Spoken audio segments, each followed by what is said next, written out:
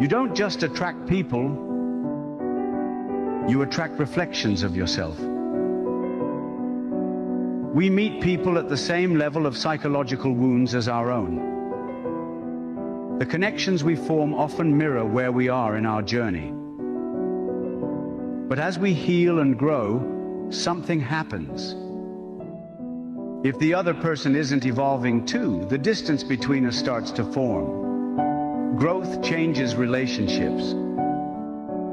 Sometimes we naturally pull away, not because we stopped caring, but because we've stepped into a new version of ourselves. And not everyone is ready to do the same. The people in your life are a reflection of your inner world.